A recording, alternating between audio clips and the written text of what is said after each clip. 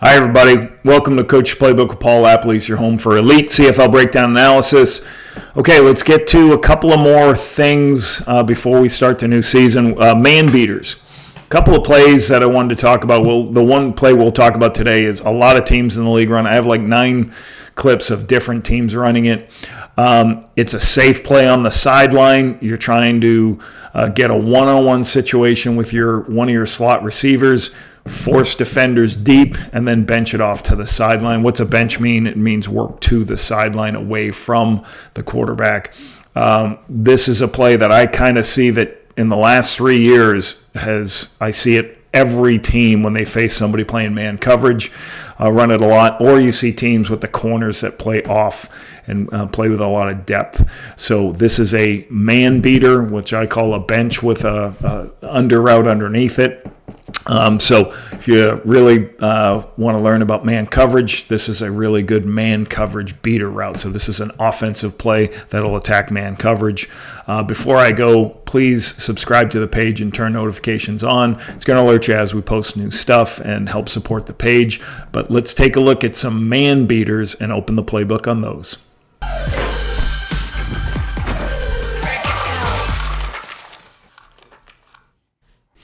So if you look at this first one, bottom of the screen, touchdown here. Marquand Michel here makes a nice catch. So what's happening here? Why do you call this down at the goal line? Let's start with the pattern concept. We have a guy who runs out to the flat. We have a guy who goes 5 yards and breaks in. So the read for the quarterback is just this defender. If we can get that defender low and inside, we just throw it to the sideline and know it's an easy throw and catch for the quarterback. And that's what happens right here. Quick drop by Jake Mayer, throws it to the sideline. Nichols can't make the play. But let me show you why this is important and why this works here. So I don't see a lot of safety help right here. The Bombers aren't using safety help, so Nichols plays inside leverage. Now, the other thing that happens in the Canadian Football League is everybody runs corner routes, which run to the corner of the end zone. So Nichols sometimes has his inside position so he can run over the top of those and be in a good position. And why this play is so good at the goal line is because then instead of running a corner route, you run right to the sideline. You can see it right here. He's 2 to 3 yards inside. He just runs down here. The quarterback saw that defender go in, so he just spots it to the sideline, lets him run it down to a spot. Because he's protecting the inside, and he's a little bit high because he's protecting for the corner route. So that's why this plays deadly down at the goal line. All right, the Riders running it. Okay, to the wide side of the field. Nice completion. Okay, he's going to go up. He's going to bench it to the sideline. He's going to go up for 5 and then break in. What does Tyrell Ford do? He puts his foot in the ground and he starts to drive it. Holmes inside position. So let's just throw it to a spot. I believe this is Shea Patterson. Takes a drop, recognizes he's inside. There's nobody out here, and that's where the ball goes. Throw it on the outside. So once again, when you get teams playing inside leverage and that corner wants to be aggressive, take the throw on the sideline. All right, another picture. Riders doing it. Same wide side of the field. It's a little different. Why? What happened?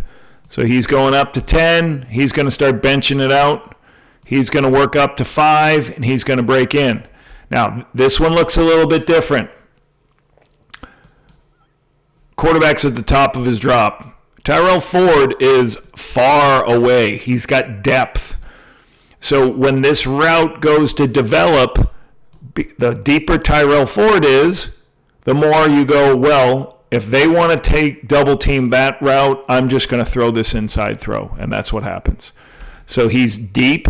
He's giving at least 6 yards on a 5-yard route. So that's going to make it problematic if he tries to throw it over the top of Tyrell Ford. It's going to be difficult, 1, to locate, 2, it could be intercepted. So Hey, he plays high, throw underneath, and that's good decision here. 5-yard gain on 1st and 10. Let's watch it from this picture here. So this is from one of the other coaches' angles. Right here, top of the drop, he's starting to break in. He's still head up, but he's almost 5 yards to the safety. So they're next to each other. Do not throw that. Force that guy to make the tackle here. If he misses this tackle, it's a huge gain. But 2nd and 5. Here's the Elks. Let's see the Elks running it. Same concept to the wide side of the field. Just missed this throw on the outside. Like I said, every team in this league has run this the last couple years. I've been noticing it. So there's the sideline. Here's the 5-yard in. What's the corner do? If the corner takes any steps or drives inside, I know I got the throw. And there he goes. He just triggered. So he's already in a position where this route's going to outflank the corner. So go ahead and throw it. He can't make the play if you locate it. Problem is, to the wide side, it's a long throw. Here comes the Winnipeg Blue Bombers running the same play. We're all copycats. We see something we like. It's got good options. We go ahead and keep running it. Winnipeg looks to run it a little bit deeper. I think this thing goes almost to 20 yards here with Dembski. Yeah, almost to 20. Wolotarski comes in, and here, what's the corner do? Right here. The corner's almost inside of Dembski already. So you know I'm just going to space it to the sideline. He's inside position. Throw it in space, get the ball to an outside player. Riders back at it. Top of the screen this time. Once again, good rhythm. Here's our vertical stem, and then we're going to work to the flat. We're going to go up to 5. We're going to break in. Once again, he's at 5 already. 6, 7, 8, 9, 10. The deeper he is and the more outside he plays, the harder it is to complete this route. So the quarterback just says, I'm not going there. I'm taking this one. Now, Winnipeg is trying to run, I believe, their Sam linebacker underneath this. So you just got to get it out quickly before the Sam gets there. And, a 5-yard throw turns into an 8 to 9-yard gain, puts you 2nd and short. Let's watch it again. It's going to happen over here.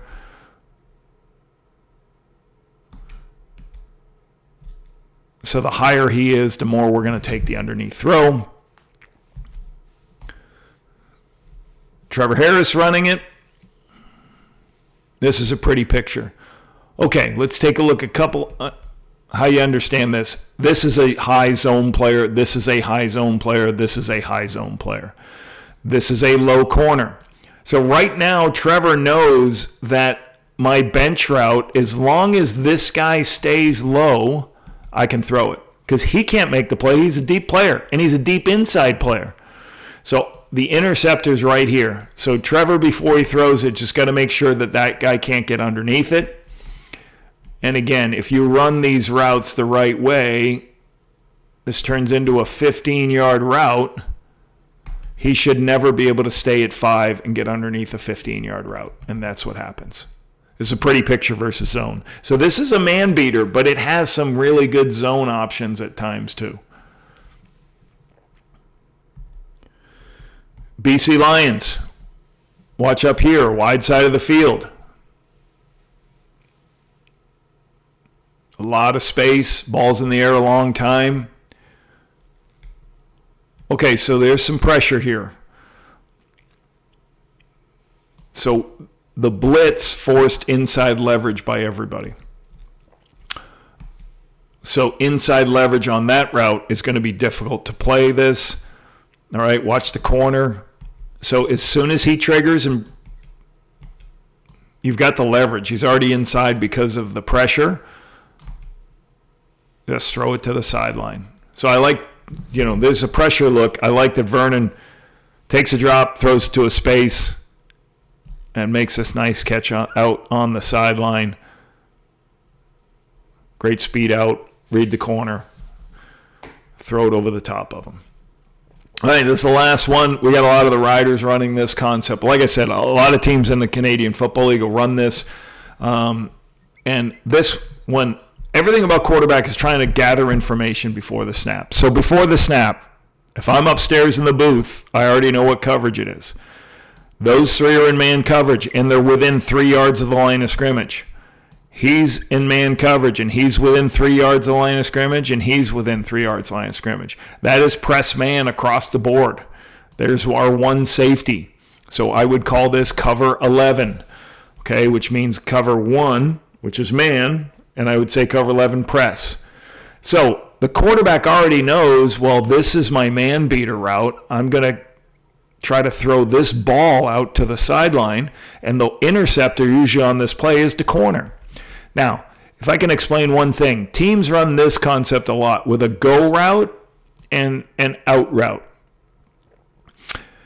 And this is kind of the evolution when you know you have a man team to run the under instead. And why you run the go route is gives you a chance to throw this ball. Take your drop and throw the go route. But sometimes, let me say right here, when the guy breaks out and we have a go route, if he gets jammed up, you got two guys sitting right here. So the advantage of running this concept is you run him out of the way and the corner. You don't have to wait for that vertical route. You can trust, hey, I can throw this ball on the outside. That's what Trevor does. He throws with anticipation. And really good stem by the receiver here. He threatens him inside, bounces outside. He fights it, he leans, he goes vertical, and then he puts his foot in the ground and he separates to the sideline. This is clinic running versus press man. And once again, this concept you'll see all season long when teams trying to attack man coverage.